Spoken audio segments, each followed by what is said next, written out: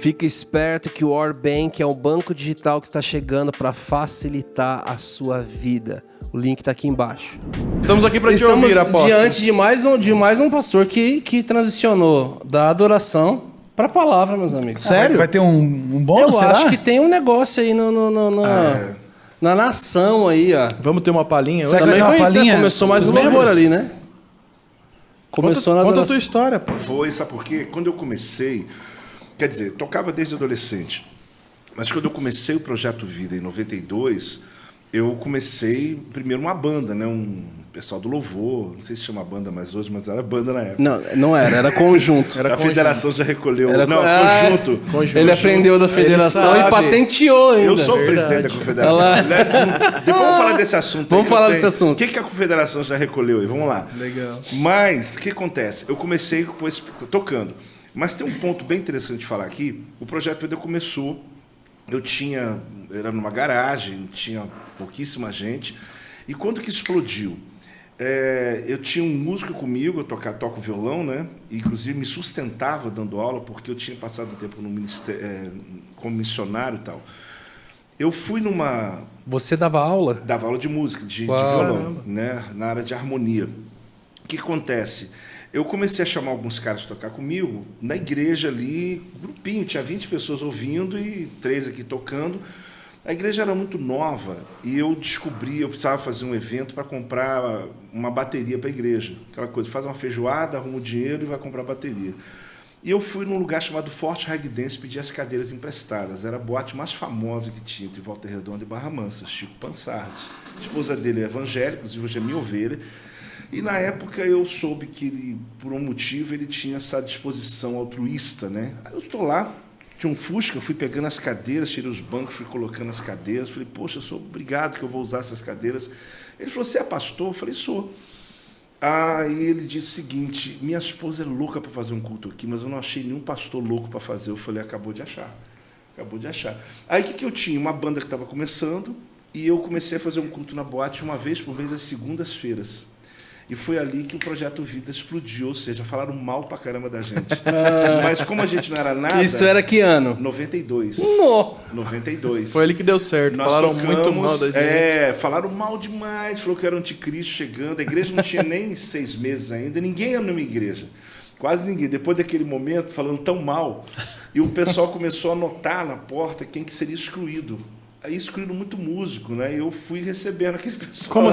Como assim excluído? Porque o Quem seguinte, ia? Porque o pessoal que ia, porque na verdade não tinha essa comunicação de hoje. A gente colocava aquele grude assim nos postes e tal. Tudo o cara deu para mim. Lambi-lambi. Lambi-lambi, aquela sonzeira de PA enorme. Quanto mais, melhor. De menos é mais. Mas na época era aquele negócio. E o primeiro culto, eu esperava ter umas 200 pessoas, foram 1.500. Nossa! Eu me lembro que eu estava num camarim, cara, assim, aquele mau cheiro de bebida e tal. Porque era Primeiro culto, primeiro 1.500. culto, mas não é da minha igreja. A igreja era na garagem. Aí esse lugar, o evento se tornou curioso para todo mundo. Então veio tudo que é gente, crente, não crente, desviado e tal. Só que eu estou aqui com o meu pessoal orando, que era o único grupo que eu tinha, eu falei, estou com medo de... Puxa o mic. Estou com medo de... Pode puxar aqui. Não, tranquilo, eu estou com medo de entrar, porque não vai ter ninguém. Luz tudo apagada. Aí eu comecei lá... O senhor não sabia o que estava rolando. Não, estava no camarim aqui orando e tal, na guerra espiritual, mas assim, eu não tinha quase ninguém ainda. Era eu, minha esposa e alguns músicos que tinham vindo.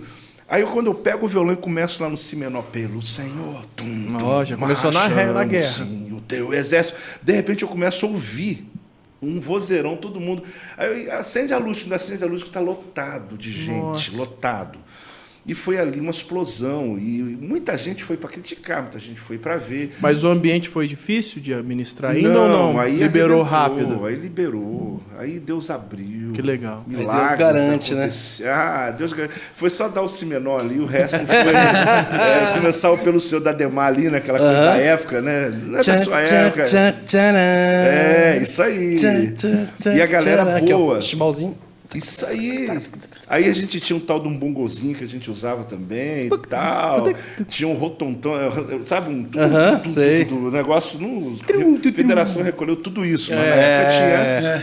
Então ali explodiu. Então você estava falando sobre músico, né? E eu achava que eu não ia ser um pregador, porque eu sou apaixonado por música. E ali eu fui me envolvendo muito cada vez mais e cheguei a gravar e tal, mas o meu foco era a igreja local. Aí, na época, já saímos da garagem, fomos para o galpão, aí tinha o Louvorzão Projeto Vida todo sábado, aí lotava de jovens. E eu que levava tudo isso aí. Só que um dia Deus me pediu para parar.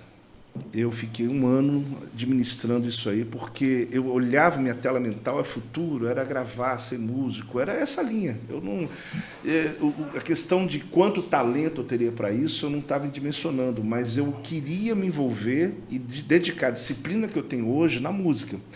Só que Deus me pediu porque algumas coisas estavam muito claras. Primeiro, que eu estava virando uma tampa para o pessoal.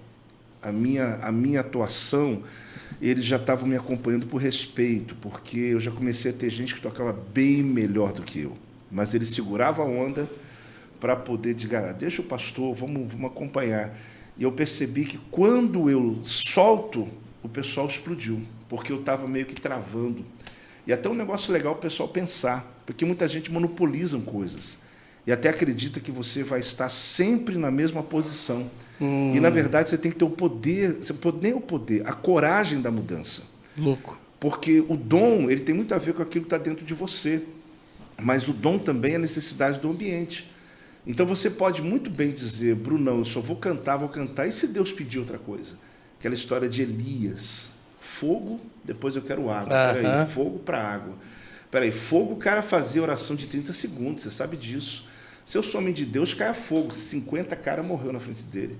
Nem fazia força. No Monte Carmelo, fez oração, fogo caiu e água, meu amigo. Botou a cabeça entre as pernas, o cara teve que pedir discípulo para ajudar.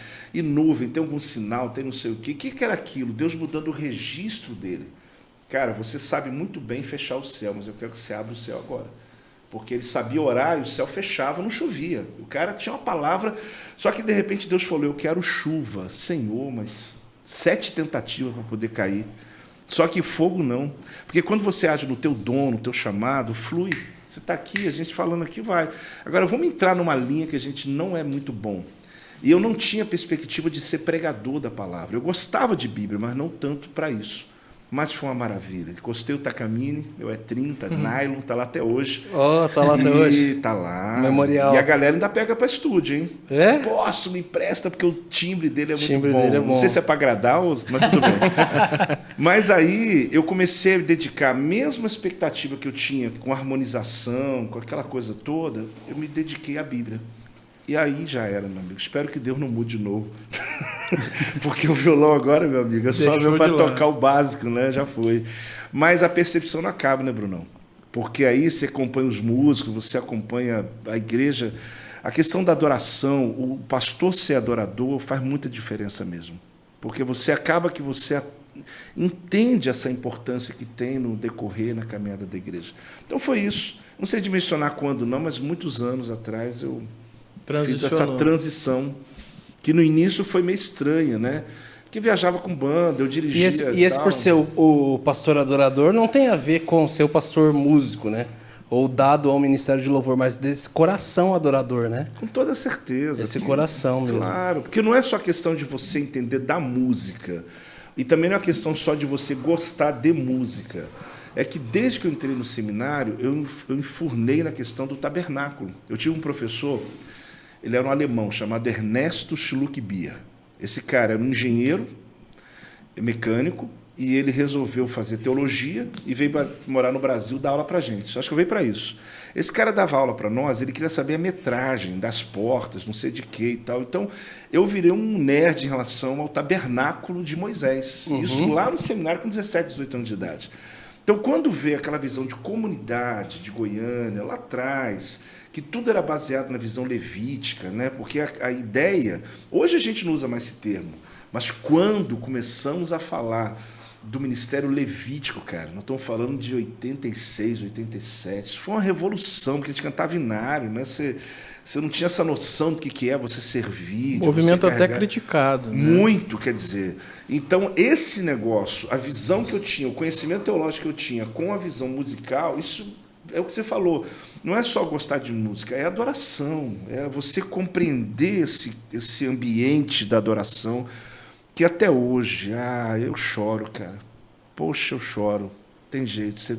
Quando você está diante de uma... Não é questão de uma boa música só, mas quando você consegue chegar a essa conexão Um ambiente, de um ambiente, de um bom som, eu chego a dizer, poxa, eu pagaria por isso.